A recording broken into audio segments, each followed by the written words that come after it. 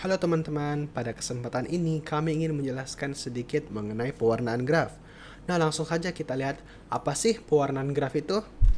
Pewarnaan graf. Pewarnaan graf terbagi atas tiga jenis, yaitu pewarnaan simpul, pewarnaan sisi, dan pewarnaan wilayah. Pewarnaan graf dapat diterapkan untuk menyelesaikan masalah pada penjadwalan, pewarnaan peta, penugasan, dan lain sebagainya. Pewarnaan simpul memberikan warna pada simpul-simpul dalam sebuah graf, sehingga tidak ada simpul yang bertetangga memiliki warna yang sama. Pewarnaan sisi memberikan warna berbeda pada sisi yang bersisian, sehingga tidak ada dua sisi yang bersisian mempunyai warna yang sama. Pewarnaan wilayah memberikan warna berbeda pada wilayah yang bertetangga. Wilayah dikatakan bertetangga jika keduanya mempunyai sebuah sisi bersama. Pewarnaan simpul adalah pemberian warna pada simpul-simpul suatu graf sedemikian hingga tidak ada simpul bertetangga yang mempunyai warna yang sama. Kita dapat memberikan sembarang warna pada simpul-simpul asalkan berbeda dengan simpul-simpul tetangganya. Dalam pewarnaan graf, kita tidak hanya sekedar mewarnai simpul-simpul dengan warna yang berbeda dengan warna simpul tetangganya saja, namun kita juga menginginkan agar jumlah warna yang digunakan sesedikit mungkin. Lalu, pewarnaan graf dilakukan dengan cara sebagai berikut. Yang pertama, kita harus menentukan simpul dengan derajat tertinggi dengan cara mengurutkan simpul-simpul dalam urutan derajat. Kemudian, berikan satu warna tertentu pada simpul tersebut. Setelah itu, tentukan satu simpul yang tidak bertetangga dan berderajat tertinggi. Jika ada, berikan warna yang sama dengan simpul sebelumnya. Ulangi langkah ini hingga setiap simpul mendapatkan warnanya. Berikut adalah contoh soal. Terdapat 5 mahasiswa yang mengambil 6 mata kuliah dengan kombinasi berbeda-beda seperti berikut. Di kolom pertama menyatakan mahasiswa 1 sampai 5, kemudian baris pertama menyatakan mata kuliah, misalnya di sini dinamakan V1 sampai V6. Dinamakan V1 seperti ini karena nanti akan dijadikan simpul. Untuk mahasiswa pertama mengambil mata kuliah V1, V2, V6. Mahasiswa kedua mengambil mata kuliah V1, V5, dan V6, dan seterusnya, hingga mahasiswa kelima yang mengambil mata kuliah V2 dan V4. Sekarang kita akan menentukan jadwal mata kuliahnya agar teratur. Pertama, variasi mahasiswa yang mengambil mata kuliah yang terbentuk dalam tabel ini akan dimodelkan menjadi graf. Berikut adalah representasi dari grafnya. Hal pertama, kita akan menggambarkan 6 buah titik, kemudian diberikan penamaan V1 sampai V6. Untuk penggambarannya sembarang saja, tapi lebih baik jika berurutan secara melingkar. Sekarang dilihat dari masing-masing titik mana saja yang bertetangga dengan simpul V1. Sekarang dilihat dari tabel, pada mahasiswa 1 simpul V1 bertetangga dengan V2 dan V6. Kemudian dari mahasiswa 2 simpul V1 bertetangga dengan V5, V6. Untuk V1 dan V6 sudah dihubungkan sehingga V1 dan V5 saja yang dihubungkan. Mahasiswa 3 simpul V1 bertetangga dengan V3 dan V5 karena sudah dihubungkan dengan V5, jadi dihubungkan saja dengan V3. Selanjutnya, karena simpul V1 tidak ada di mahasiswa 4 dan 5, jadi langkai saja langsung ke V2. Di mahasiswa 1, simpul V2 bertetangga dengan V1 dan V6, karena sudah terhubung dengan V1 dan V6 saja yang dihubungkan. Kita langsung melangkah ke mahasiswa kelima yang ada V2-nya. Di mahasiswa kelima, V2 bertetangga dengan V4. Selanjutnya untuk simpul V3, kita langsung ke mahasiswa ketiga yang ada V3-nya. V3 bertetangga dengan V5. Untuk mahasiswa keempat, V4 bertetangga dengan V5. Mahasiswa kelima, V4 bertetangga dengan V2. Selanjutnya mahasiswa kedua, V5 bertetangga dengan V1 dan V6. Mahasiswa ketiga, V5 bertetangga dengan V3 dan V1. Mahasiswa keempat, V5 bertetangga dengan V4. Kemudian untuk simpul V6 dari mahasiswa 1 yang bertetangga dengan V1 dan V2, mahasiswa kedua V6 bertetangga dengan V1 dan V5. Sekarang sudah terhubung semua sehingga penyusunan grafnya sudah selesai. Selanjutnya kita berikan tanda untuk masing-masing titik berupa angka yang menyatakan derajat dari masing-masing titik tersebut. Untuk V1 derajatnya adalah 4. Derajat di sini menyatakan V1 bertetangga dengan titik berapa saja. V1 di sini bertetangga dengan V2, V3, V5, dan V6. Maka derajatnya adalah 4. Kemudian V2 derajatnya 3, V3 derajatnya 2, V4 derajatnya 2 juga, V5 derajatnya 4, dan V6 berderajat 3. Setelah itu, kita sudah mengetahui titik-titik mana saja yang memiliki derajat tertinggi. Ternyata yang memiliki derajat tertinggi adalah V1 dan V5, yaitu derajatnya 4. Kita bisa memilih salah satu dari V1 dan V5 untuk dijadikan simpul pertama.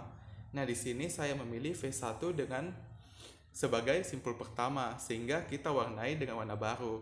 Misalkan di sini saya warnai dengan warna merah. Kemudian setelah diberi warna, kita lihat apakah ada simpul lain yang tidak bertetangga dengan V1. Ternyata yang tidak bertetangga dengan V1 hanya V4 saja. Maka kita berikan warna pada V4 sama dengan V1, yaitu merah.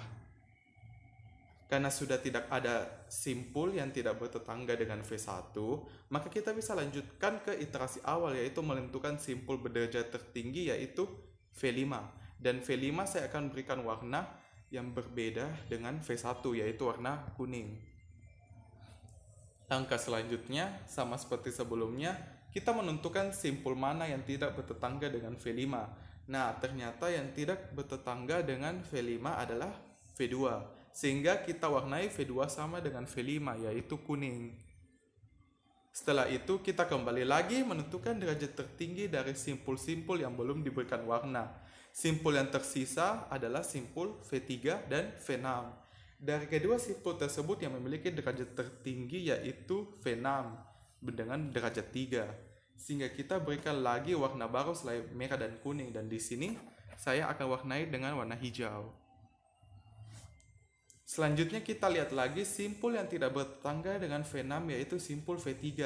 Jadi kita berikan warna yang sama dengan V6 yaitu hijau. Nah, setelah V3 yang merupakan simpul terakhir telah diberikan warna, maka seluruh simpulnya sudah diberikan warna. Dengan kata lain, pewarnaan grafnya sudah selesai. Kemudian kita masuk ke contoh soalnya. Departemen Matematika memiliki 5 komite. Masing-masing rapat diadakan sebulan sekali. Berapa kalikah pertemuan berbeda yang harus dilaksanakan untuk memastikan bahwa tidak ada anggota yang dijadwalkan untuk menghadiri 2 pertemuan pada waktu yang bersamaan? Sekarang kita lihat pada tabel berikut ini. Siswa pertama Arlinghaus. Dia mengambil komite 1, 3, dan juga 5. Siswa kedua, dia mengambil komite 1, 2, 5, dan juga 6. Siswa ketiga, dia mengambil komite 2 dan juga 4. Siswa keempat, Rosen. Dia mengambil komite 2, 3, 4, dan juga 6. Dan terakhir, Saslavski. Dia mengambil komite 1, 3, 4, dan juga 6. Lalu kita membuat simbol seperti ini. Simbol ini kita buat ada 6. Dikarenakan dari tabel ada 6 komite. Lalu sekarang kita cari dari 6 simpul ini yang bertetangga, kita akan sambungkan garis.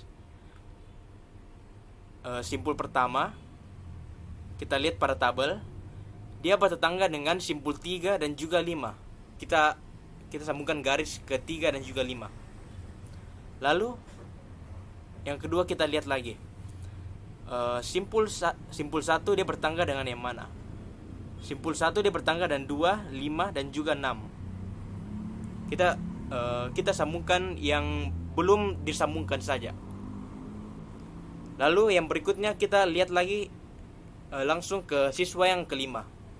Kita cek per simpul. Jadi kita cek simpul 1 baru kita pindah ke simpul 2 lagi. Yang ini siswa 5, dia simpul 1 dia bertangga dengan 3, 4, dan juga 6. Artinya yang belum disambungkan adalah simpul 4. Lalu kemudian kita lihat lagi ke simpul kedua. Dia bertetangga dengan 1, 5, dan juga 6. Kita sambungkan 5 dan 6-nya, karena satunya sudah disambungkan pada pengecekan simpul pertama tadi. Lalu yang berikut kita cek simpul 2 dia bertetangga dengan 4. Kita sambungkan lagi 2 dengan 4-nya. Lalu simpul 2 ini yang siswa keempat kita sambungkan ke simpul 3 dan juga 4. Artinya sisa simpul 3 yang belum kita sambungkan. Lalu selanjutnya kita cek simpul 3. Dia bertetangga dengan simpul 1 dan juga 5. Dia sudah tersambung simpul dia belum tersambung maksud saya. Sekarang kita akan menyambungkannya. Lalu simpul 3 dia bertetangga dengan 4 dan juga 6. Ya, ini yang kita sudah sambungkan. Lalu simpul berikutnya simpul 4. Kita sambungkan simpul 4 dengan simpul 6-nya. Lalu yang berikut kita sambungkan simpul 5 dan juga ke simpul 6. Dia bertetangga dengan dari simpul 5 dan juga 6. Setelah grafnya dibuat, maka kita akan menentukan derajat dari setiap simpul, lalu mengambil satu dengan derajat terbesar. Di sini ada 4 simpul dengan derajat 5, yaitu simpul 1, 2, 3, dan 6. Maka bisa kita ambil salah satunya. Misalnya simpul 1, kita berikan warna merah, lalu kita akan mencari simpul yang tidak bertetangga dengan simpul 1. Ternyata tidak ada, maka kita akan kembali ke langkah 1, yaitu mencari simpul dengan derajat tertinggi. Misalnya kita akan mengambil lagi simpul 2. Kita berikan warna hijau, lalu kita cari simpul yang tidak bertetangga dengan simpul 2. Ternyata juga tidak ada, maka lakukan lagi dari langkah 1. Begitu juga dengan simpul 3 dan simpul 6. Nah, sekarang simpul tertinggi dimiliki oleh simpul 4 dan simpul 5 dengan derajat 4. Maka kita bisa pilih salah satunya. Misalnya, simpul 4, kita berikan warna kuning. Sekarang, kita mencari simpul yang tidak bertetangga dengan simpul 4, yaitu simpul 5. Maka kita berikan warna yang sama. Dengan begitu, kita mendapat kesimpulan bahwa diperlukan 5 kali pertemuan yang berbeda agar setiap komite dapat melakukan rapat tanpa adanya anggota yang harus menghadiri 2 pertemuan di saat yang bersamaan. Begitulah cara pembuatan jadwal dengan menggunakan pewarnaan graf. Sekian dari kami, semoga video ini dapat membantu dan terima kasih.